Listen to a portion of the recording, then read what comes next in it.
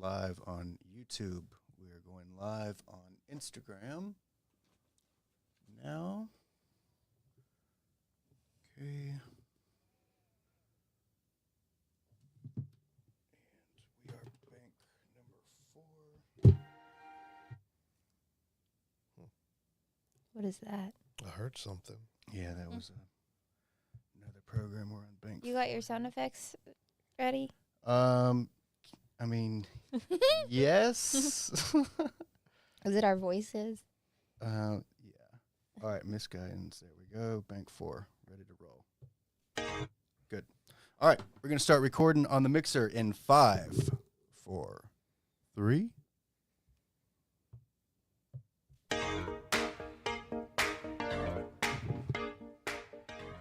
Welcome to the Misguidance Podcast. We're your hosts, Daniel, Lana, And on occasion, Morgan. serve up a weekly slice of life's chaos casserole. We're like that GPS that confidently yells, recalculating, just as you pass the last exit before the toll. Join us and our guests as we navigate the potholes of personal predicaments and maybe, just maybe, find the right exit together. Stay tuned and remember, every misstep is just a detour on the road to wisdom. Or at least that's what we tell ourselves. All right. Thank you for joining us today. My name is Daniel Anderson. This is episode 7 of the Misguidance Podcast. My name is Daniel Anderson. I'm Morgan Conwill. Lana Price. My turn. Tony Shack. There we go. All right, so we have an incredible guest with us today. I was thinking that this gentleman and I went back, I was thinking like 14 years, but I was just informed that it was more like 18 years that we first met each other. And this individual, he does a tremendous amount in order to protect us. He is a member of the law enforcement. He is a Rankin County deputy. Criminal what is it? It's interdiction. Interdiction. Yeah, Okay. We want to focus a lot on more of the personal aspect. We want to humanize law enforcement. We want to talk about who Tony Shack is and what he stands for and what he's all about. So I'm excited for this conversation. Again, this is episode 7. And without further ado, Tony Shack, welcome to the Misguidance Podcast. Hey, thank you. Thank you for having me. Yeah, absolutely. All right, so what, 18 years ago, Right. What was going through your head when you started thinking about joining the Rankin County Sheriff Department? What was that process like for you? Was there fear involved? Was it scary? Was it a positive experience? What was going through your head? So I think before that, I tried to get into law enforcement before that. I just didn't think I had my life quite together. Yeah.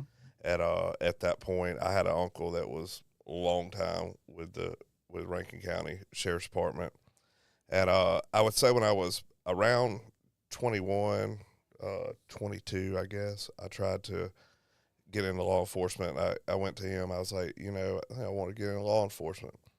And, he told me, he said, I just don't think you're ready yet.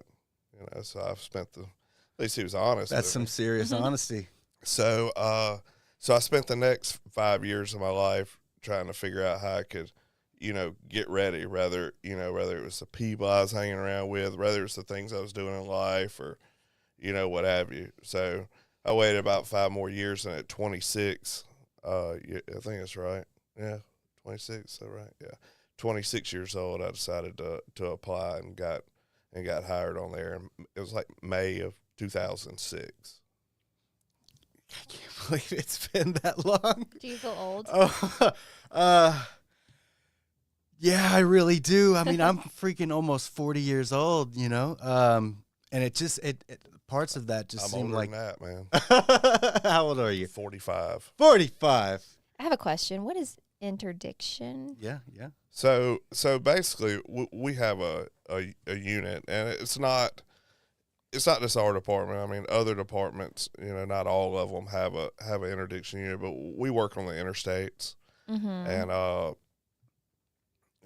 basically we look for, we do everything. We have a unit out there, and we look for. It's a few of us. It's not many of us, so it's only a few of us, and we look for the drugs that come through the area. We look for missing people. I mean, wanted people. All those things. So basically, interdiction is just basically stopping something before it gets to its destination. Okay. You know.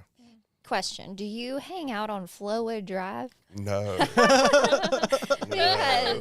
No. I work right off Flowwood Drive, and I cannot speed when I'm running late to work. Yeah.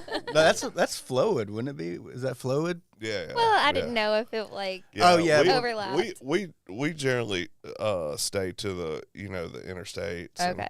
And like major highways and things like that. Mm-hmm. Okay. So, all right. I heard some stories about one particular instance where you either were called to a scene. I think it was on 20. It was like a truck driver or something. The vehicle was on fire. Can you walk us through? Can you talk to us a little bit about? And the goal for this is not. I mean, the goal for me and asking you to tell this story is, to me, this story is a really it depicts a really good picture of who you are, what your mind is like, and what your heart is like. So walk us through that day, if you don't mind. Sure. So I was driving down I-20 westbound, and I topped a hill, and I saw an 18-wheeler. It was just going off into the wooded area right there. And so you witnessed it actually go off the road. Yeah, it was going off in the woods, and it immediately caught on fire. And so I thought that it was just the 18-wheeler by itself, So I pulled my car over, and I heard a kid screaming. So I was like, man. So I started running to the truck, and there was a car. Was your adrenaline just 1,000% at that time? Yeah, but at the point, you want to think that anybody would have done what I done in the situation. You don't know it, but you'd like to think it. I mean, what's the right thing, I guess, So, so I heard a kid screaming, and a tree was laying over the truck. I remember this very specifically. There was a car underneath the 18-wheeler, and it was on fire. Well, the little kid was standing there, and he was like 3 years old. But he was behind the tree, so I couldn't see him. He couldn't get out. He had parents in the car. Well, I grabbed the kid. I ran him up the hill real quick, and I looked back, and the parents were crawling out of the car window. And they said, the driver of the car said, there's an 18-wheeler driver in there. He's in the fire, and I think he's deceased. Well, I went running around the front of the 18-wheeler, and I saw him in there. He was in the middle of the fire, but he was not on fire, and he looked deceased. But the fire came up and caught him on his back. And when it caught him on his back, he turned and looked at me. And I was like, man, you got to do it. Yeah. I mean, you can't just sit there and let anybody, for that fact, burn. So I went and grabbed him. I ran in there and I grabbed him. And he was on fire still on his back. But, I mean, I had to go through fire to get him, so I was like, we're not gonna stop and put it out now. So I drug him out there and was able to slap it off, and he was burned on his back. But I talked to him. He lives in Monroe, Louisiana. He still, texts me to this day, hey, I'm just letting you know that I'm still thankful for you. So we developed up, a friendship out of it. He's alive, and that's what matters. Yeah, I think that's amazing. Yeah, it is amazing. I think it's easy. I feel like it's easy for you to kind of brush that off as, oh, everyone would do that. But I feel like the reality of this situation is not everyone would be willing to put their life on the line to go and pull some truck driver out of a truck. That takes a warrior mentality. That's a hero mentality. That's hero shit, right, is what that is. So, right. But I think it's beautiful that you're so humble about it. But to me, hearing that story, That's pretty incredible. So what happened? What was the following 24 hours after that like? What happened? I mean, obviously everyone found out about it. What was that like for you? Well, Were you on a pink cloud? Was it just? Did you feel really great? Yeah, it always, you always feel good when you can do, something, especially of that caliber, to be able to help, Save a life. Yeah, I mean, to be able to help someone, I mean, and I say it so whatever the word is for it, but I mean, I want to say that any of our deputies, any of our officers, a lot of public that come through, yeah, their main instinct may have been, hey, look, let me call 911. But I want to say that any officer that pulled up on that scene at that time would have done the exact same thing I did. So, I was at the right place, the right time, saved somebody's life, and that's what mattered. I would say after that, I had a major adrenaline dump. Mm-hmm. Because, obviously at that point, you're thinking, but not thinking, Yeah, no, you're in I'm just going to go, activated mode. And so, yeah, I mean, adrenaline dump, but I mean, I went and shook it off for an hour and went back to work, and, I mean, why take I love it. why take off, Yeah. I mean, you just, like taking off for a snotty nose. Yeah. Why do it? I mean, that's what our, our job is to do things, like that. We just aren't out there just to, hey, look, man, we're out to arrest bad guys. Yeah. And a lot of people, perceive you as just that, look, you're just out to write me a ticket. You're out to do whatever, man. I do so many things they're out of the perspective of law enforcement that you would think that that locking up bad guys and writing tickets is minimum compared to what you really have to do. Yeah, I mean, so tell us a little bit more about that. Like what do you do that the general public doesn't necessarily see, that if they knew the reality of the situation, I would venture to guess that they would have a lot more respect for you as a result of what you do behind the scenes and when no one is looking. Because being a law enforcement officer is not just when you're on duty. It is 24/7, 365. You are that officer. I mean, you think about it, man. We go to, calls of service that you wouldn't even think that would, even relate to a call. Hey, look, my 9-year-old is giving me problems, and I mean, but does that sound? As a mother of a 10-year-old, I mean, I probably thought about it. But I mean, we go there, and it's not we don't complain about it, because you don't ever know the parent situation in that part, I mean, what if that parent has had issues before, I mean, it's a lot of things, single parents, that just can't Like a control it. Yeah. Right. Yeah. So, I mean, it's hard, it's hard, and to help people with their kids, we get people, we unlock people's cars for them whenever they lock their keys in the car. A deputy do that at the car wash the other day. And we get them every single day. Do you really? Multiple of them. It took him less than 60 seconds. Yeah, and we get multiple of them. Less than 60 seconds. Now I know who to call instead of spending $55 or $100. Yeah, and these guys, you got to come over to Rankin County. Come on. I don't know if that would fly in Jackson. I don't know if Hines County would be willing to do that. But these deputies, that work and on these shifts stuff, if it's pouring rain, they're out there unlocking your car, Yeah. You could just stand there and get wet, or they can come unlock it, and I mean, you got to pride those guys for doing stuff that I mean, it's in their job description. That's what you do for a job. But I mean, you got to pride them for it's a life of service. Being okay with doing it, and right. not like griping about it. Not publicly. They may get back in the car and say, this is BS. But other than that, I mean, we don't have any issues. We do anything for the community that's asked. If somebody's driving too fast in the neighborhood and they see it, guess what? we send somebody out there and our butts sit there and we wait for that person to drive fast. This is the way we pull them over and say, don't drive fast. Yeah. You know?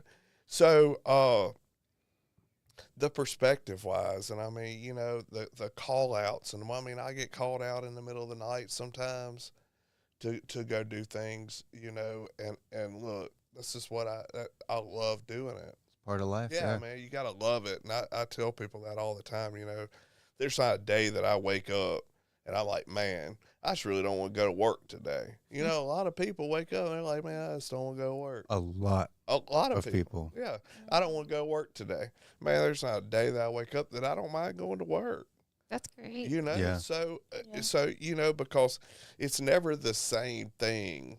You Right. know, every day you may deal with the same people in the county sometimes. You know, some of these guys that work patrol, you know, and they deal with the same sometimes the same people 4 or 5 times a week. Right. You know, we arguing. Well, we here. Well, you're not You know? stuck in a Yeah. cubicle, Yeah. you know, a 6x6. You know, I could imagine that it would be quite refreshing to be able to experience new and different things every day and kind of. Yeah, and I mean, you know, we have a good set of deputies, man. I mean, I can't complain about, you know, any of those guys at all. So, but yeah, so that's it on that. I love know it. you, like most days love your job, but have there been any days or instances in particular that have been exceptionally hard that you would be willing to share? Yeah, sure. I mean, not to go into details, you know, but Sure. But when I say this, I say it, you know, I guess, you know, I've seen many adults deceased. Okay. I Right. mean, you know, you just Yeah. go, you know, day to day, you know, and I was on patrol. I answered calls all the time for many years. And, so, but you know, the children aspect part of it to me, you know, when you see, you know, children that have been hurt or injured or you know, even deceased, man, it's hard.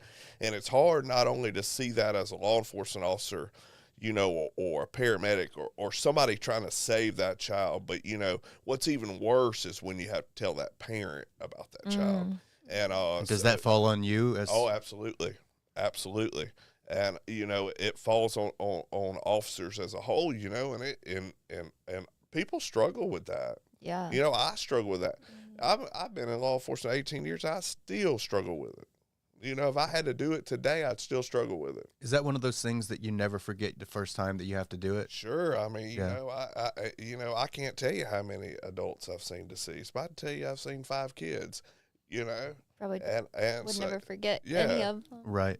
So, I mean, you know, but I mean, several officers have seen that, you know, and some officers haven't and don't know, you know, how their reaction will be during that time. But I mean, hey, look, man, those who have them, I mean, you gotta pride them for waking up the next day and come back to work, Right. you know, on a potentially very hard issue. So how do you, I mean, I don't want to go off on a rabbit hole, but how do you handle such a delicate situation? Do you just come to the person, just matter of fact, say, hey, this is what happened, I'm sorry? Well, or I mean, it's a process, you know, and really it's a, you know, it's not a robot format of what you do, you know, I mean, Different it case depends by on, case. you know, case by case, how a person may act.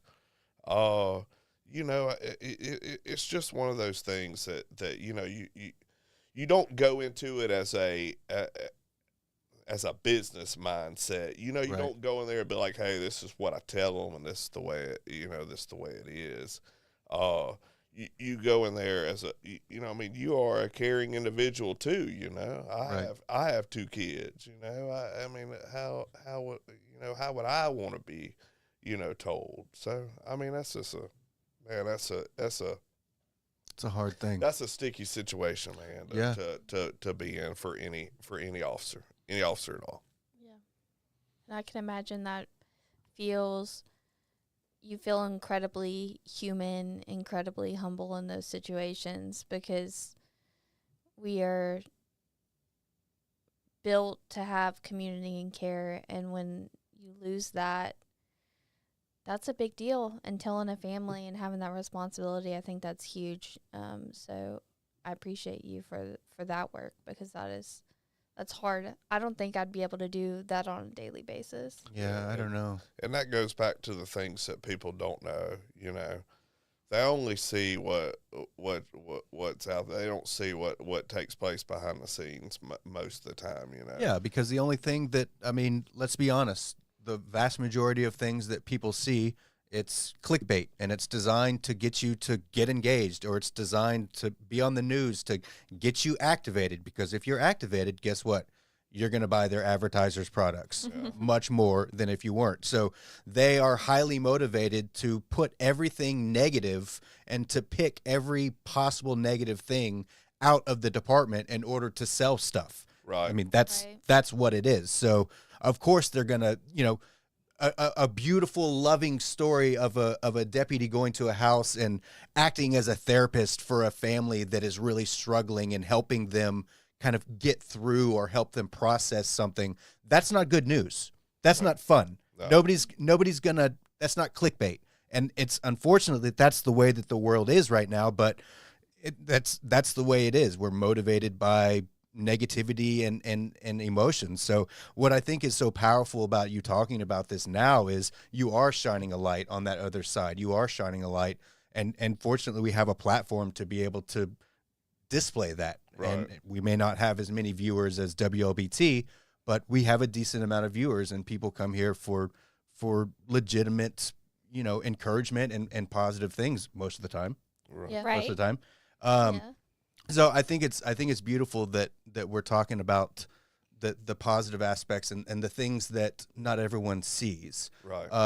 So what are some other things that the public doesn't really see that is commonplace in that? I have a question before Yeah, of course. that. How does what you see on the job affect you as a parent, and specifically how you parent? Because That's a good question. that would That is, affect and me. I'll tell you that I am. I constantly look out for bad, and that's so and it's no way to live, I guess. But like I always think about things. Well, if they did this will happen. Hey, get over here. I mean, so it's a constant thing. And even the way that you talk to them. Sometimes you just gotta calm yourself down, and I struggled with that for a long time. I mean, a long time. I acted the same way at work as I did when I got home. Mm-hmm. But the caliber, the people that you may encounter are not all bad.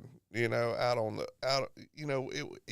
when the patrol guys deal with people, or I deal with people, they're not all bad. I mean, that's just all it is to it, y'all. I mean, people think just because we come to your house, you're a bad person, man. That doesn't, I've seen a lot of good people have issues. yeah. You Yeah. know? I'm talking about from poor to the richest around here.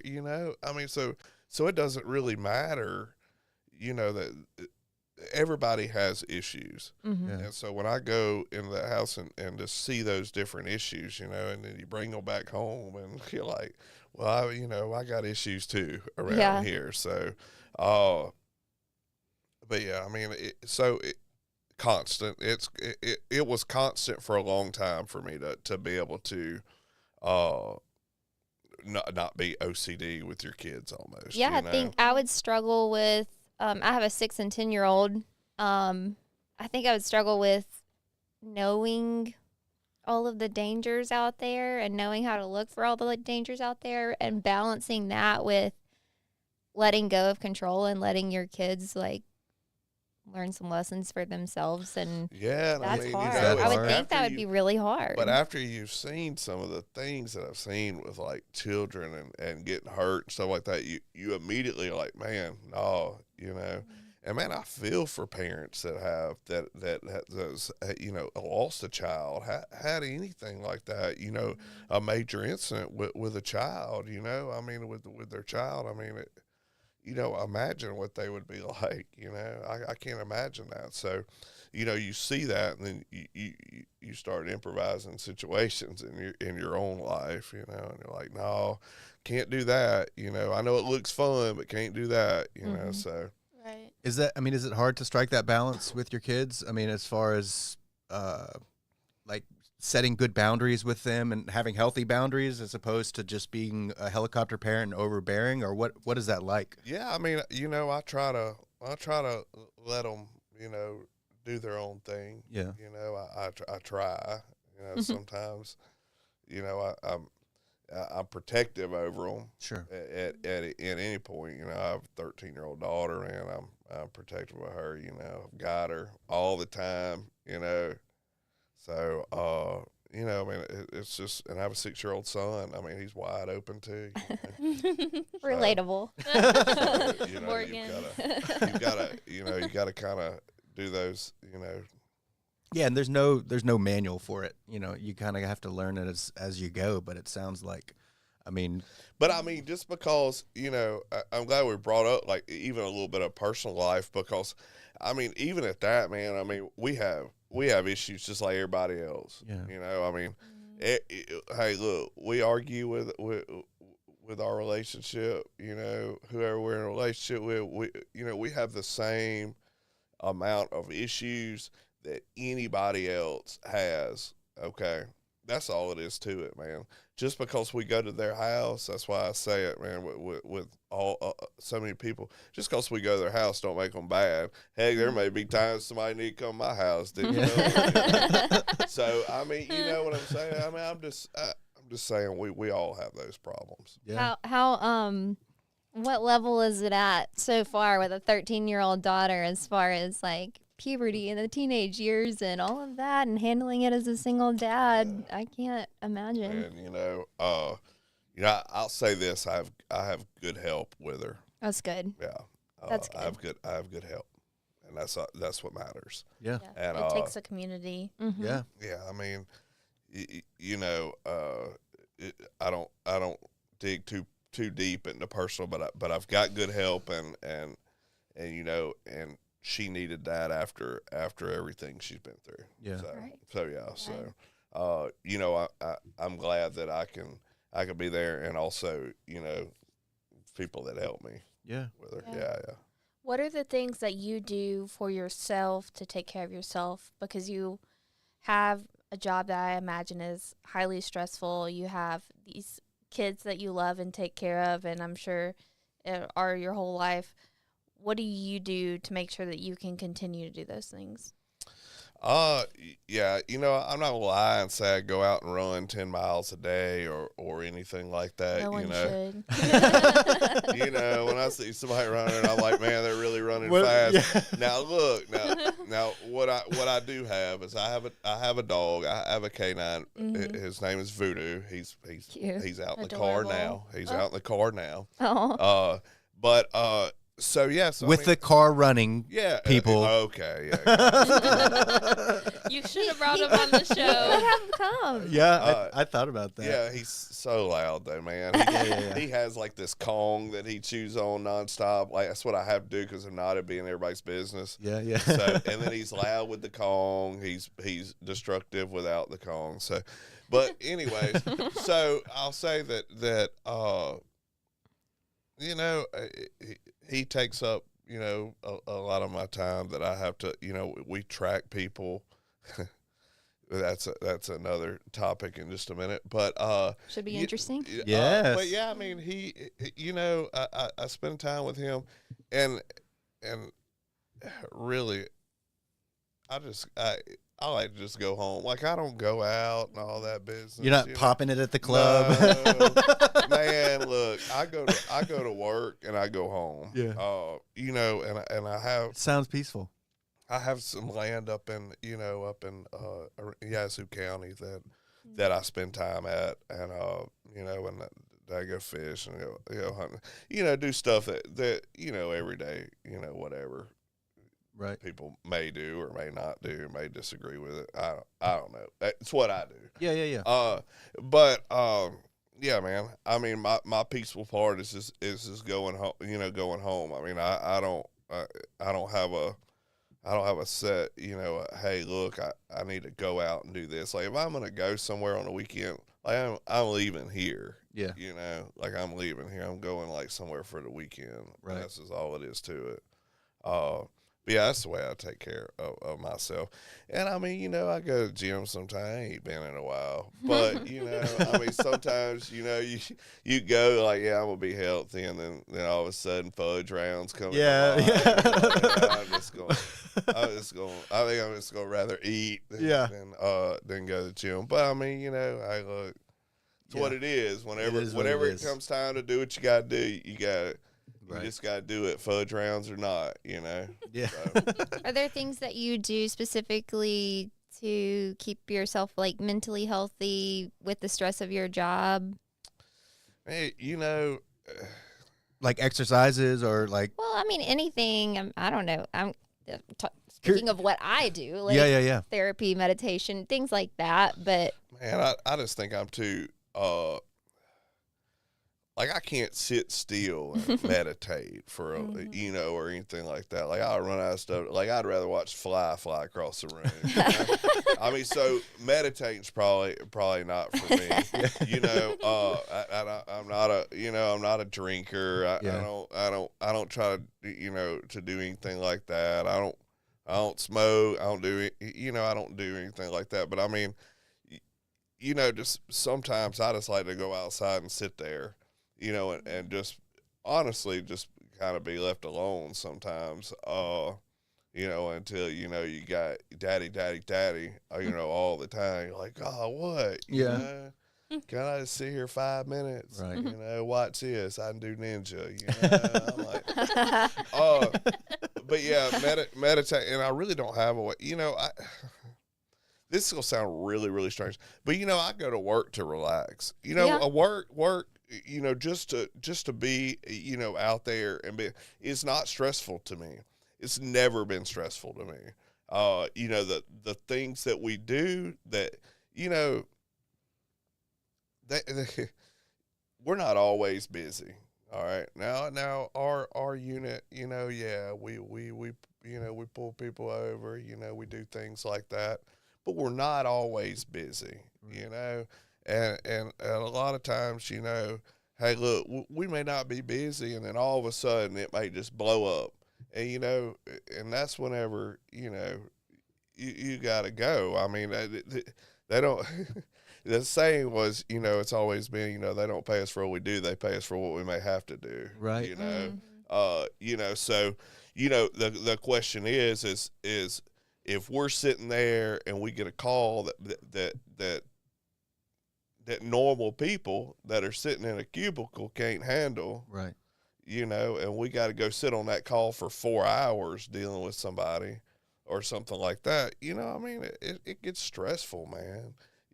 But I like to go to work. It's strange. That's awesome. It's strange, man. But I just like it, and I'm not just saying that because I'm talking to where I don't even know what camera I'm talking to, but but I like to go, I mean, I like off time too, man. But, if I were to honestly, if tomorrow, if I would say, today I think I don't feel good, and I was to call in sick tomorrow, all right, I'm just going to give an example. If I was to call in sick tomorrow, man, I feel bad all day long. Yeah. I'm not kidding you. I would feel bad all day long. Like guilty? Yeah, like I couldn't just sit there. Oh, right. Yeah, I mean, I'll be a little ridiculous, I'm like, I'm really not sick, why am I calling in for work? I mean, that screams dedication. I mean, that's just, I mean, I love this career. I left for, man, a few years back, I left for 6 months, man. I think 5 or 6 months, man. And what stemmed that? I think I really don't know. Yeah. I left, and man, what a mistake, I left, and honestly, I went, did something completely out of the realm. I mean, I made great money at it. I mean, was that the beef jerky? I know I sold. No, I did the beef jerky outlet. Yeah, over there. I ran that for for a couple of people. Was that during that time where you were? Oh, I left and went and sold cars, man. Oddly Oh, enough, wow. it was actually not too bad. You know, you dealt with people. I was like, and then like after like 5 or 6 months, I was like, man, you know, you go up and talk to people. Sometimes they want to buy a car, you know, and they're like, man, whatever, you know. And I'm like, no, I'm not used to this. Yeah. And so, you know, the sheriff brought me back to the department, man. It took a phone call and you know, and just for that, man, I'm forever, you know, I'm grateful for that. And you know, I told them I will not leave, you know, that's not even heard of. Yeah. You know, I'm not going to leave. I won't leave for somewhere else. And, you know, or anything like that. Like I'm gonna stay here. I mean, You're loyal. they're good. That's what that is. They're good I people. mean, They're good people in Rankin County, man. Yeah. And you know, they're good people, and that's this is what, you know. I mean, I'm not going anywhere. So I've been back. So I left for 5 or 6 months, and it realized that it wasn't the best of decisions. So Do you think that it was just burnout? you know, I don't really know what it was. I think it was you know, I think maybe I was a little bit you know, I had a buddy of mine that was like, man, you know, you make good money at it. I'm like, yeah, you know, and I did make good, man. I made good money, man. I made in 6 months what I'd make as a cop 2 years. Mm-hmm. Yeah. Mm-hmm. So you think about that, you know, I mean, yeah, you know, you can complain all you want to about a law enforcement officer, but we're doing it for a quarter of what you make Right. most of the time. You know what I'm saying? So, Yeah. I mean, you know, at that time, you know, hey, look, I made good money. You know, I was bringing home good money every month. And I was like, man, you know. But were you happy? Absolutely not. Yeah. Absolutely not, you know, and you realize that, and you're like, man, what a mistake. But you still just try to bite that bullet, you know. You're like, you know, I made the decision to do this. Let me just hang on to it. Man, I just couldn't do it. I've been in law enforcement for so long prior to that. I mean, I've been in law enforcement 10 years prior to me trying Right. to make, and you just can't take that away from somebody. I don't care who you are. There are law enforcement officers today that will leave. And them jokers, I'm telling you, will want to come back. It hands down. Yeah. You know, I mean, that's just the way it is, man. They you know, yeah, the money may be better, man, but you know, I tell people that you know, you got to want to do it, Right. And if you don't want to do another job, you know, you're always just going to be that robot that goes there and shows up to work every day. Right. Yeah. I experienced something similar to that, I guess, about 6 months ago. As you know, I've always refinished tubs. I've had that business for like 23 years. Mhm. And this other opportunity presented itself, and in my heart, I thought it was the right decision. And those people in my life were like, no, this is not a good idea. This is not a good idea. But I felt like I had to do something different. And I tried it for 3 months, and I was miserable. I busted my rear every single day from 5 a.m. to 5 p.m. I was miserable. I hated it. But I pushed through it, and I did it because I didn't want to be wrong, I guess. My pride and ego was a little bit, no, I'm going to do this my way. But in the long run, it was beneficial to me, and it was a good experience because I learned how these individuals did business. So I learned a lot about how to improve my business from what I learned from what I saw with them. So it wasn't all bad, but it absolutely caused some strife with those in my life. And I'm curious, did that period, that 5 or 6 months in your life, did that create chaos in other areas of your life with your loved ones or family or anything like that? Or was it pretty topical and it wasn't that big of a deal? No, I mean, you know, you always get into it like, you know, I mean, well, you gonna throw away, you know, 10 years of law enforcement, you know, to go do this, you know, and I'm like, yeah, I'm gonna, you know, I'm gonna do it. But, you know, I have a, you know, strong support. I have a good family, and you know, so at the time it didn't make an issue. Right. Yeah, so I can definitely identify with what you were saying about feeling guilty when you call up for work, because I've been an educator for 10 years. And so taking time off and trying to sit at home, even if I am dying on my deathbed, when you're in service to people, it makes a difference. And it makes a difference when you show up and when you don't. So I think that is major, that you have that kind of commitment to your job. Yeah, it's absolutely beautiful, and you're a loyal man, and you're just good people, and I can't. I could see how that decision for Sheriff Bailey would have been an easy one when you placed that call, because you're a hell of a dude, and you're a hell of a member of the force.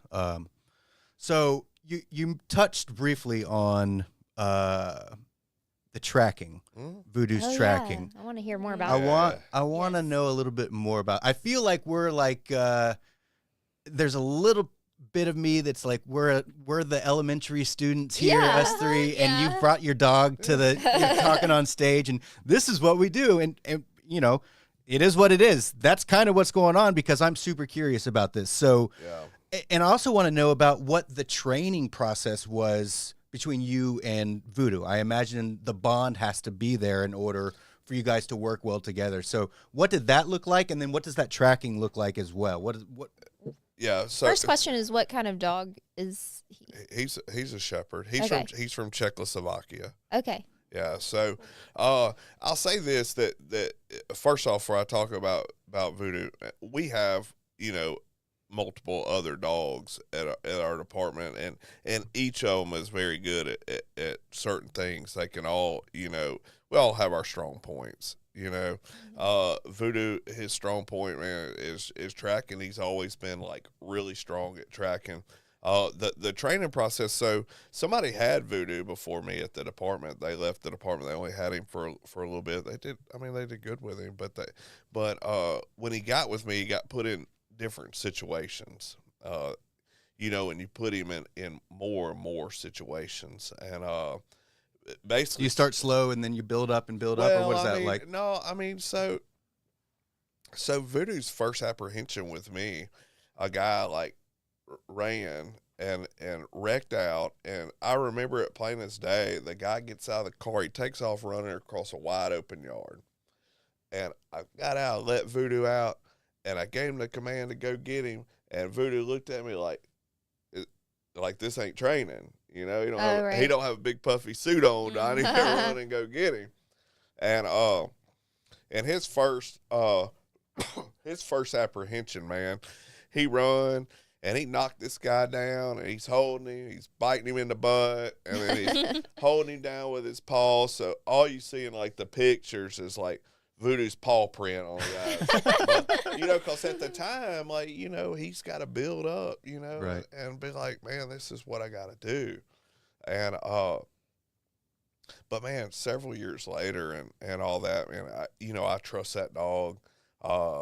If that dog said, if an officer, this is going to be really, y'all, this is hard for me to say, but if I show up at a call and an officer says, the person went that way, and my dog goes that way and then goes that way, I'm going that way. Yeah. Oh, wow. And that's just all it is to it, man. It's happened before, man, where I've been out there, and look, and sometimes, in situations where people run, I myself included, years ago, you lose perception of where a person may run, Which direction run. they You're like, went. they went that way.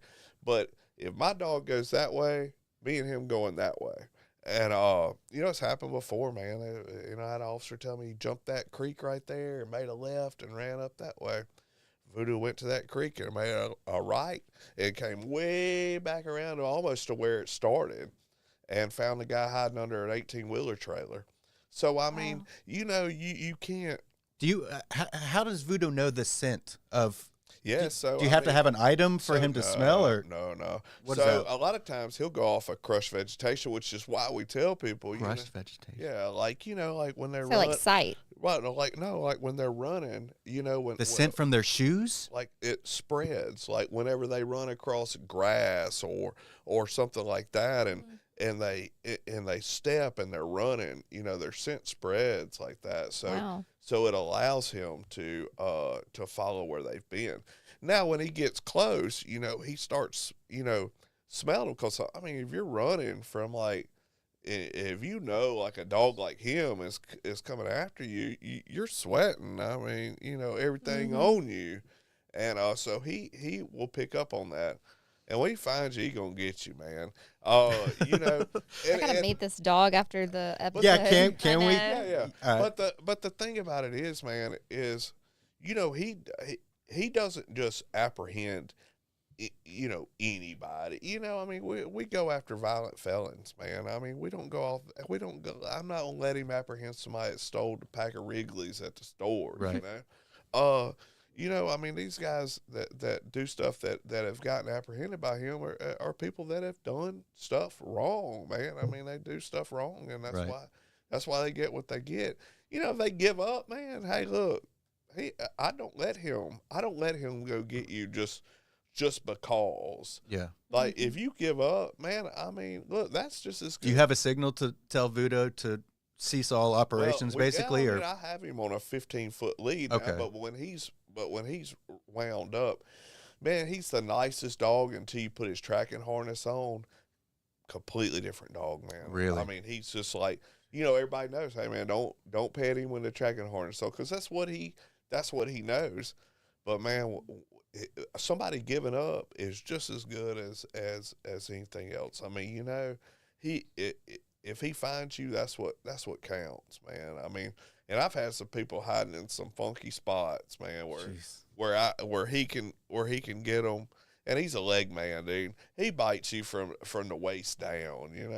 That's where he gets you, man. He in training, they let him bite him on the arm, and then immediately he'll go down and try to bite the leg. I mean, he likes biting the leg, man.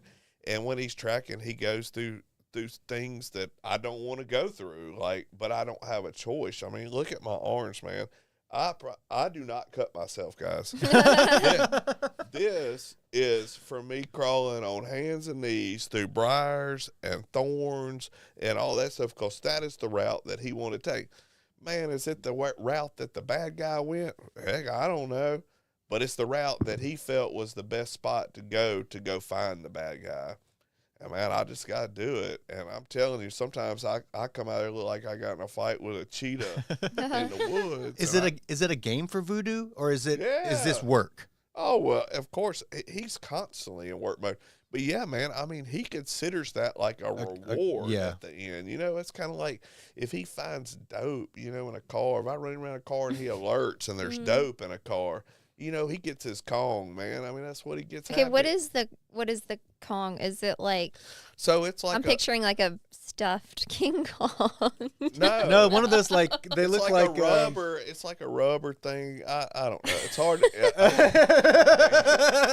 They're It like sounds a bad, hard guys. rubber toy. It's like a. Yeah, I mean, it's like a. I don't know, man. It's if I explained it, it's. They have been used for other things. If I explain it, it's. Yeah. I I think we all know what the Kong is now. It's his toy, and that's what he uses. Right. And that's what he gets, and so that's what he works toward. He'll be like, boom, that's his way. If he finds, smells dope in a car and he sits there and he does it, he alerts on it. Like, he looks at you, he's like, hey, you gonna give me that Kong or what? Is alert sit down? Yeah, well, like him, man, he'll stand and stare. A lot of dogs sit down and stare at it, and he'll just sit there and stand there and stare at it. It's just what he's always done, man. He just stands and looks. Is he at ever it. wrong as far as drugs are concerned? So, yes, but False positive, I guess. But here's the deal, though, is it's about reading your dog. And we all, all of our canine handlers, man, spend multiple hours with their dogs. And, it's about reading your dog. Man, if you ran your dog around a whole bunch of cars, all right, and nothing was in them, but they finally get agitated and they're like, man, I'm just going to sit and stare or whatever at this car because I want my toy, because that's what they want. They don't. they don't care that you have 100 pounds of whatever in there. Right. They care about their Kong. That's it. So does he live with you? Okay. And so he goes hunting and fishing and He'll go to the cabin. I mean, that's about the best I can do with him. I mean, I'll take him up there with me and let him, kind of run around and stuff. But other than that, man, he goes to his kennel all the time and he sleeps inside. But you can allow him to roam around the house, but he won't do it because his kennel is like his. I mean, he's a work dog. I mean, yeah. At the same time, he's my pet, but he's a work dog, man.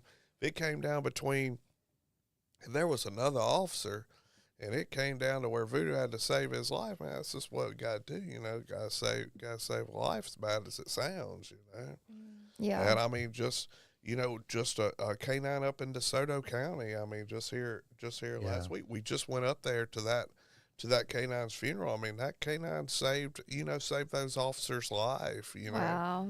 And that's a big thing, man. I mean, if that dog, saved those officers' lives, that's all it is to it. He took a bullet for those officers. And, when any of our canines do that in a heartbeat, that they're going to go full out. They're going to protect, us and whoever's with us, and that's just the way it is. So It's in their blood. it's definitely, I mean, because, it's all the, you spend so much time, you think about it, right around 12 hours with the dog in my car, and I wouldn't take it back for nothing. But sometimes it's like having like a little kid in the car all the time because he'll start whining. He whines like when you pull people up. When you pull somebody over, it barks nonstop. I'm like, why are you barking? So yeah. So I mean, it's like having your little kid with you. Yeah. What's the largest amount of dope that Voodoo has found? Man, I'll say it as a collaborative effort. We've our team works really, really good together. And I think one time we found, I think it was so much in this particular vehicle that he couldn't quite, like, it was almost like a frantic act that he did behind the deal. But I mean, with our team, man, we just, these guys I work with out there, I like doing, I've been out there like 3 years now. But I'm gonna tell you, some of these guys I work with, man, top notch. I mean, they and I'm not just saying that, but we have a small team, and we place in the top 10 in the country every year. Right. And we have a small team. Right. And well, I mean, we got 20 right here, right? I mean, is that where the vast majority of things come from? Man, or I mean, you got I-40, you got so many other areas, but it's not that, man. But these guys know what they're doing. I learned from them. I mean, they taught me what I know and still teach. So I follow these guys, man. They're top notch on teaching and their knowledge. So. Well, we've touched on a little bit about what you do in order to keep your mental health, in a positive state. And we've talked a little bit about what you do for fun.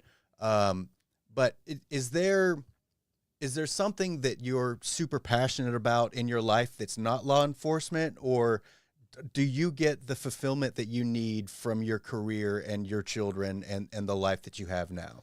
Yeah, man. I mean, my life that I have now, man. I don't have any complaints, man. I have good people in my life. I have a good support system. I don't have any complaints, man. I still have future goals. I mean, there's a lot of things that I still have to accomplish. Do you want to speak any of those goals, or you want to keep those close to the vest? It's fine. I mean, I mean, I'd like to, I mean, there's a lot of things. I mean, trip wise, Yeah. I'd like to go to like Montana. I mean, somewhere Sounds like great. Sound, Yeah. you know, something like Never that. been. You know, I want to go to Montana. I want to, you know, I have plans, you know, to build a different house. You know, I mean, there's a lot of things that I look forward to. You know, and so I mean, it's, I guess.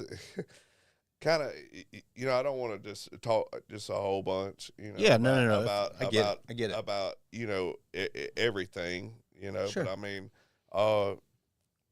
you know, relationship wise, man. I mean, you know, I've got good ideas. Life is good today. Yeah. Life is good today. That's right. That's great. Yeah. Well, is there anything else that we're at an hour? Is there? This has flown by. Is there anything else that you guys or gals want to talk about or ask? I feel like we've covered a tremendous amount, and I feel really, really positive about this episode. And I know there was perhaps some nerves involved with how this was going to go. And I feel like, how do you feel about it? You think it went okay? Yeah, I think it went a lot better than what I figured. Yeah. I mean, because really, man, I'm not like a public speaker or anything like that. But I think, you know, not having like, you know, hundreds of people to sit here and look at, I guess. Yeah. You know, that helps. that Yeah. I'm not a public speaker yeah, either. that makes a difference, you know, Yeah. where they just got to listen to my voice and I ain't got to look at them looking at me stupid if I say something funny, you know. Well, we're super grateful to you for taking the time, and thank you, Sheriff Bailey, for allowing this to happen and giving it the green light and your blessing. That means a lot to me. And Oh, what's your sign? Ask everybody. oh yeah, here she goes. Here she goes with her signs. Oh, a Virgo. Okay, that makes a lot of sense. What does that make sense? What does that tell you? Tell us what that's. Virgos are like go-getters. Yeah. Yeah. Without fail, they're every an time. Earth sign. They're an earth sign. Earth sign. Yeah. Is that? Yeah, I don't know, man. I don't know either. Very grounded. Very grounded. Yeah. This is what I am. All right, cool. Well, ladies and gentlemen, thank you so much for joining us. Thank you again, Tony, and everyone at the department for everything that you do and the sacrifices that you make each and every day to make sure that us three can come here safely and record a podcast. It means a lot to me, and I'm very grateful to you, for all of you, for everything that you do to ensure that we have that freedom. So thank you. Ladies and gentlemen, this concludes episode 7 of the Misguidance Podcast. We are grateful for each and every one of you that have watched. It looks like we have 17,000 people watching right now, so that's pretty incredible. All right, well, stick around. We'll see you next week. We're going to conclude now, and I believe we're going to go say hi to Voodoo if we're lucky. Yeah. All right, cool. Ladies and gentlemen, thank you so much. This is Daniel Anderson and Lana, Banana, and Morgan, and we are grateful to all of you for come hanging out with us. We'll see you next week.